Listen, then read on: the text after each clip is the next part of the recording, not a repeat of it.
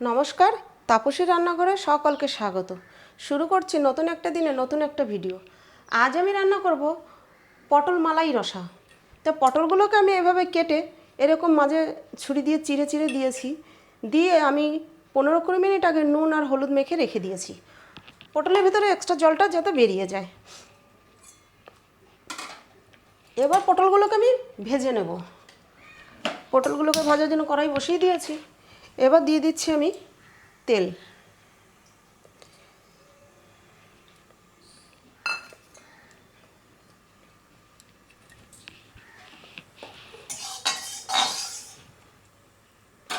তেল গরম হয়ে গিয়েছে, এবার পটলগুলো আমি ভেজে নিচ্ছি।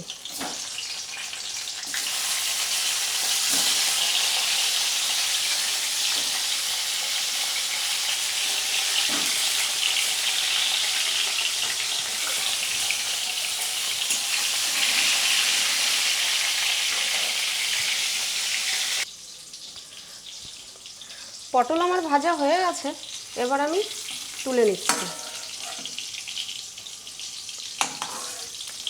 আগের থেকে যেহেতু নুন হলুদ মেখে রেখেছিলাম, তার জন্য কিন্তু পটল ভাজায় আমার তেলটা কম টেনেছে, যেহেতু এক্সট্রা জলটা বেরিয়ে গিয়েছে, এই জন্য তেলটা কম টেনেছে। দেখুন, যতটা তেল দিয়েছিলাম ভাজার পরেও তেলের পরিমাণটা কিন্তু থেকেই গিয়েছে। এর মধ্যে দিয়ে দিচ্ছি আমি আরেকটু তেল।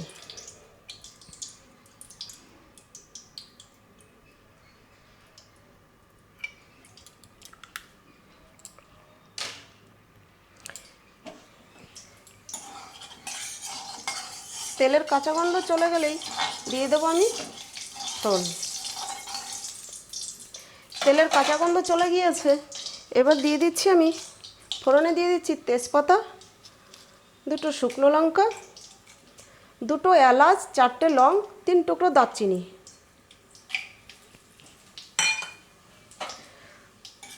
এর মিষ্টি গন্ধ বেরিয়ে আসা পর্যন্ত কয়েক সেকেন্ড আমি নেড়ে নিচ্ছি। এর মিষ্টি গন্ধ বেরিয়ে এসছে, এবার আমি দিয়ে দেবো আগে থেকে বেটে রাখা মশলা। এখানে আছে মাঝারি সাইজের একটা টমেটো, আদা, কাঁচা লঙ্কা।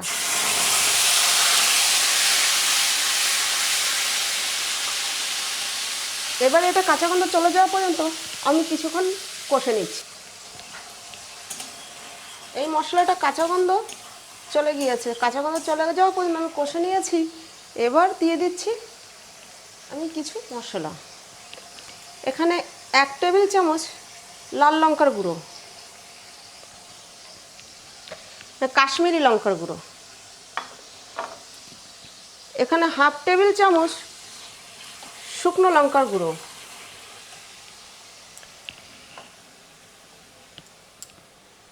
হাফ টেবিল চামচ জিরে গুঁড়ো,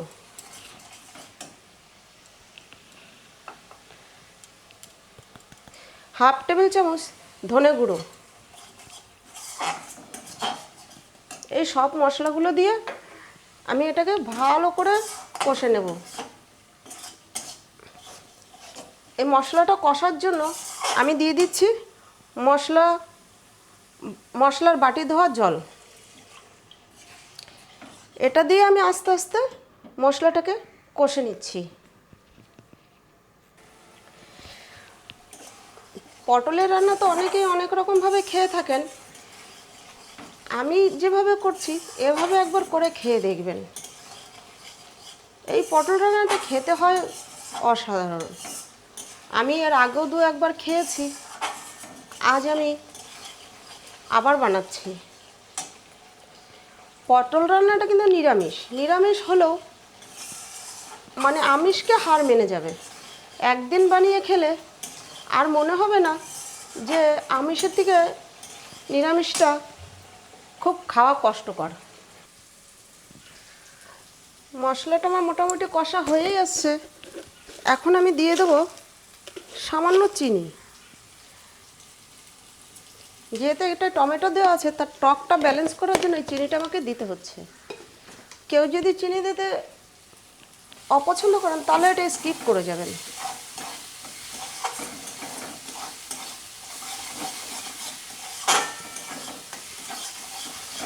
চিনিটা দিয়ে আমি আরেকটু সময় মশলাটা কষিয়ে নিচ্ছি।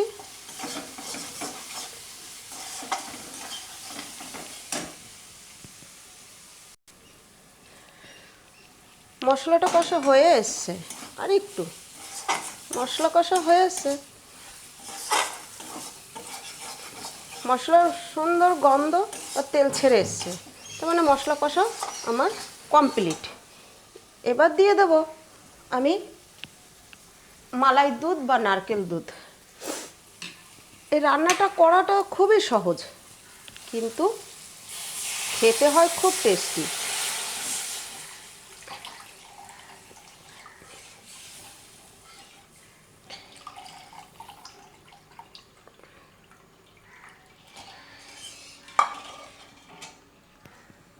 আপনারা একবার করে খেলে আর একবার খেতে ইচ্ছা হবে। রান্নাটাতে আমার হলুদ দিতে একটু ভুলে গিয়েছিলাম, একটু ব্যস্ত ছিলাম বলে। এই পর্যায়ে আমি হলুদটা দিয়ে দিচ্ছি, তাতে কিন্তু কোনো কাঁচা গন্ধ হবে না। যেহেতু ঝোলটা আমার পরিমাণ মতো ফুটবে, তার জন্য হলুদের গন্ধটাও চলে যাবে।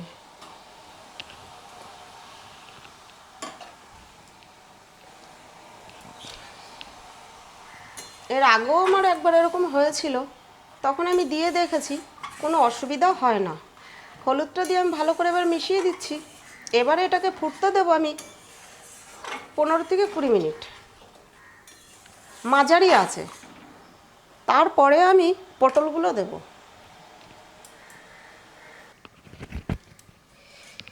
মশলা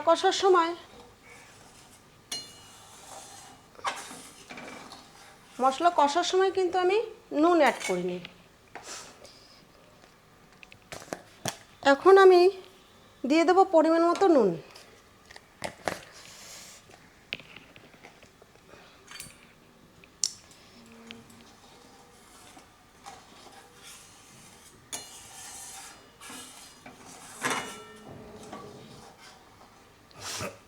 নুন দিয়ে একটু নেড়ে দিয়েছি, আর 1 মিনিট ফুটিয়ে নিয়ে দিয়ে দেব পটল। নুন দিয়ে 1 মিনিট ফুটিয়ে নিয়েছি, এবার দিয়ে দিচ্ছি পটল। পটলগুলো যেহেতু মাঝে চিড়ে চিড়ে দিয়েছি, তার কারণে পটলটা ফোটার পরে ভিতরে মশলাটা খুব সুন্দরভাবে ঢুকে যাবে। আর যে এই মালাই দুধটা আছে, এটাও সুন্দর একদম ভিতরে সোক করে যাবে, আর পটলগুলো একদম সফট হবে। এবার দিয়ে দিচ্ছি আমি 2 মিনিটের জন্য ঢাকা, তবে আঁচটা মাঝারিই থাকবে। ঢাকা তুলে দেখে নিচ্ছি পটল ঠিকঠাক সিদ্ধ হয়েছে কিনা। দেখুন, পটল কিন্তু ঠিকঠাক সিদ্ধ হয়ে গিয়েছে, পটলগুলো পুরো ঝোলের মধ্যে বসে গিয়েছে। পটল সিদ্ধ হয়ে গিয়েছে বলেই কিন্তু এভাবে ঝোলের সঙ্গে একদম ডুবে গিয়েছে। এবার আমি দিয়ে দেব চা চামচের হাফ চামচ গরম মশলা, চা চামচের 1 চামচ মিট মশলা। এই দুটো দিয়ে আমি একটু মিশিয়ে নিচ্ছি।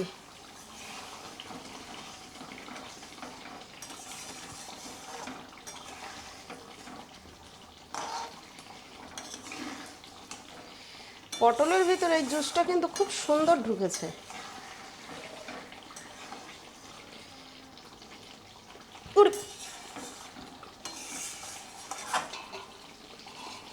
এই মশলাটা দিয়ে আমি আর 1 মিনিট চাপা ঢাকা দিয়ে রাখবো, আর আঁচটা একদম লো করে দেবো, যাতে মশলার এই গন্ধটা পুরো পটলের মধ্যে আর ঝোলের মধ্যে ছড়িয়ে যায়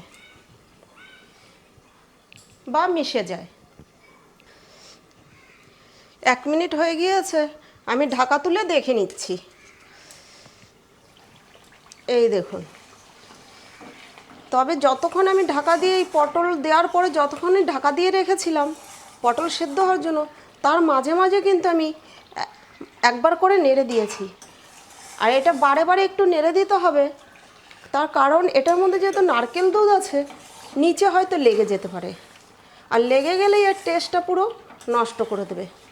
এভাবে একবার হলেও আপনারা বাড়িতে করে খাবেন, করে খেয়ে দেখবেন যে কীরকম হয়েছে। তাহলে ভিডিওটা এখানেই শেষ করছি।